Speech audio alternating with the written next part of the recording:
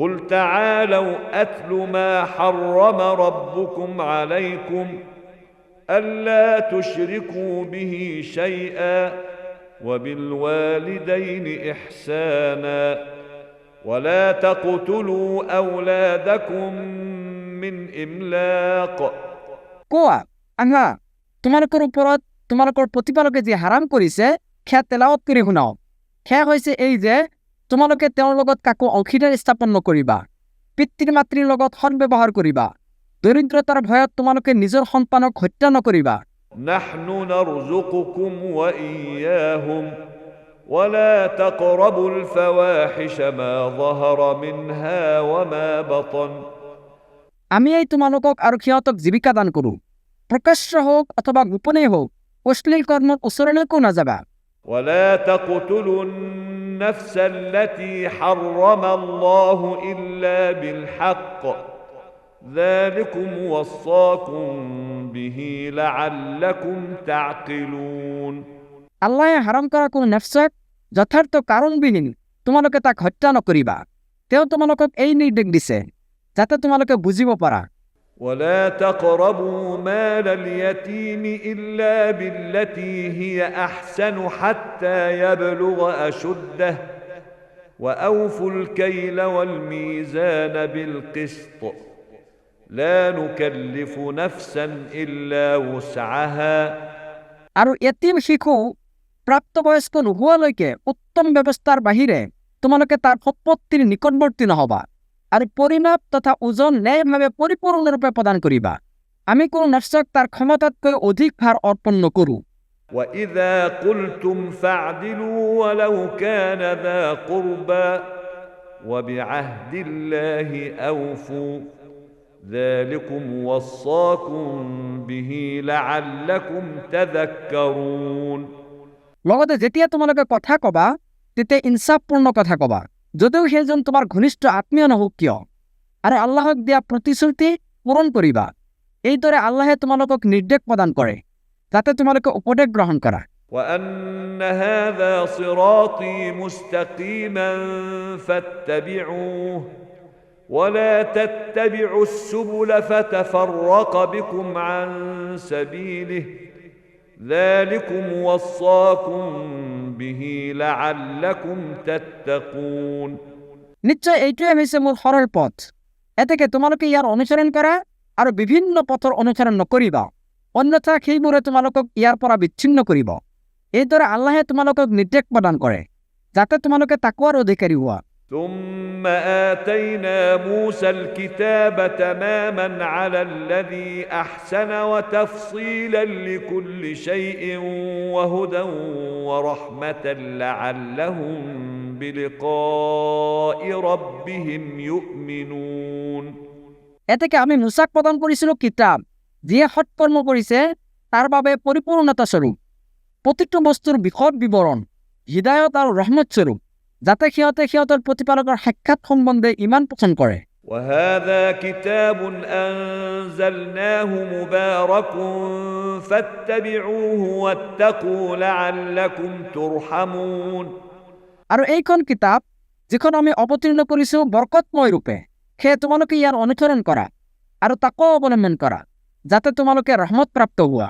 أن تقولوا إنما أنزل الكتاب على طائفتين من قبلنا وإن كنا عن دراستهم لغافلين যাতে তোমালোকে এইটো ক'ব নোৱাৰা যে কিতাপ কেৱল আমাৰ পূৰ্বে দুটা সম্প্ৰদায়ৰ প্ৰতিহে অৱতীৰ্ণ হৈছিল আৰু আমি সিহঁতৰ অধ্যয়ন সম্পৰ্কে গাফিল আছিলোঁ। أو تقولوا لو أنا أنزل علينا الكتاب لكنا أهدى منهم فقد جاءكم بينة من ربكم وهدى ورحمة অথবা তোমালোকে যেন এইটো ক'ব নোৱাৰা যে যদি আমাৰ প্ৰতি কিতাপ অৱতীৰ্ণ হ'লহেঁতেন তেন্তে আমি সিহঁততকৈ বেছি হৃদায়ত প্ৰাপ্ত হ'লোহেঁতেন। এতেকে নিশ্চয় তোমালোকৰ ওচৰলৈ তোমালোকৰ প্ৰতিপালকৰ তৰফৰ পৰা স্পষ্ট প্ৰমাণ, হৃদায়ত আৰু ৰহমত আহিছে। فمن أظلم ممن كذب بآيات الله وصدف عنها سنجزي الذين يصدفون عن آياتنا سوء العذاب بما كانوا يصدفون ইয়াৰ পিছতো যিয়ে আল্লাহৰ আয়াতসমূহক অস্বীকাৰ কৰিব আৰু তাৰ পৰা মুখ ঘূৰাই ল'ব, তাতকৈ ডাঙৰ জালিম আৰুনো কোন হ'ব পাৰে? যিসকলে আমাৰ আয়াতসমূহৰ পৰা মুখ ঘূৰাই লয়, সত্য বিমুখতাৰ বাবে শীঘ্ৰেই আমি সিহঁতক নিকৃষ্ট শাস্তি প্ৰদান কৰিম। هل ينظرون إلا أن تأتيهم الملائكة أو يأتي ربك أو يأتي بعض آيات ربك সিহঁতে কেৱল এইটো প্ৰতীক্ষাত আছে নেকি যে সিহঁতৰ ওচৰলৈ ফিৰিস্তা আহিব, অথবা তোমাৰ প্ৰতিপালক স্বয়ং অৱতৰণ কৰিব, নাইবা তোমাৰ প্ৰতিপালকৰ কোনো নিদৰ্শন আহিব?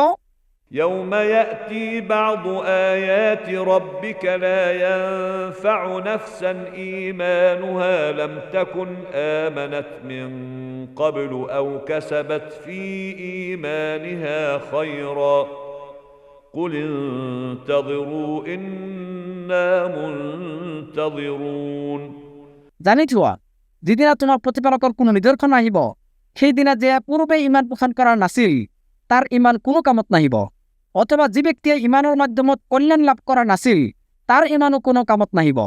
কোৱা, তোমালোকে প্ৰতীক্ষা কৰা, আমিও প্ৰতীক্ষাত থাকিলো। إن الذين فرقوا دينهم وكانوا شيعا لست منهم في شيء إنما أمرهم إلى الله ثم ينبئهم بما كانوا يفعلون নিশ্চয় যিসকলে নিজৰ দিনক বিচ্ছিন্ন কৰিছে আৰু বিভিন্ন দলত বিভক্ত হৈছে, সিহঁতৰ লগত তোমাৰ কোনো সম্পৰ্ক নাই।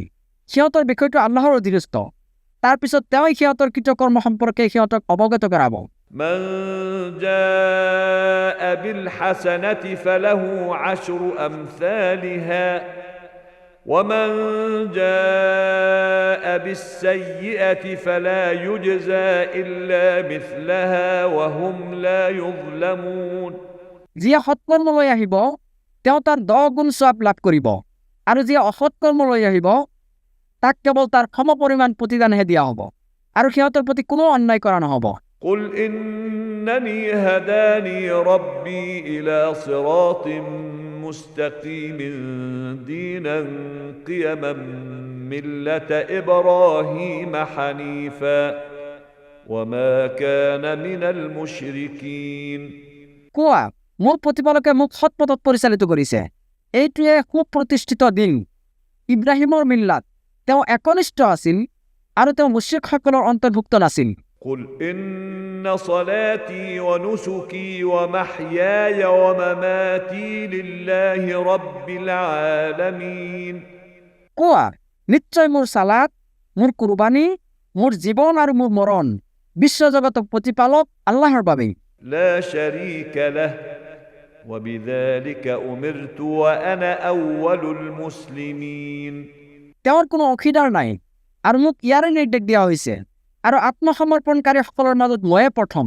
قل أغير الله أبغي ربا وهو رب كل شيء ولا تكسب كل نفس إلا عليها ولا تزر وازرة وزر أخرى কোৱা, মই আল্লাহৰ বাহিৰে আন কোনো প্ৰতিপালক অনুসন্ধান কৰিম নেকি? অথচ তেওঁই সকলো বস্তুৰ প্ৰতিপালক, প্ৰত্যেকেই নিজ নিজ কৃতকৰ্মৰ বাবে দায়ী হ'ব, আৰু কোনোৱে আনৰ বোজা বহন নকৰিব। ثم إلى ربكم مرجعكم فينبئكم بما كنتم فيه تختلفون তাৰপিছত তোমালোকৰ প্ৰত্যাৱৰ্তন তোমালোকৰ প্ৰতিপালকৰ ওচৰতেই হ'ব। এতেকে যি বিষয়ে তোমালোকে মতানৈক্য কৰিছিলা সেয়া তেওঁ তোমালোকক অৱহিত কৰাব। وهو الذي جعلكم خلائف الأرض ورفع بعضكم فوق بعض درجات ليبلوكم فيما آتاكم তেওঁই তোমালোকক পৃথিৱীত প্ৰতিনিধি নিযুক্ত কৰিছে, আৰু তেওঁ তোমালোকক যি প্ৰদান কৰিছে সেই বিষয়ে পৰীক্ষাৰ উদ্দেশ্যে তোমালোকৰ কিছুমানক আন কিছুমানৰ ওপৰত মৰ্যাদা প্ৰদান কৰিছে। إن ربك سريع العقاب وإنه لغفور رحيم নিশ্চয় তোমাৰ প্ৰতিপালক দ্ৰুত শাস্তি প্ৰদানকাৰী, আৰু নিশ্চয় তেওঁ ক্ষমাশীল পৰম দয়ালু।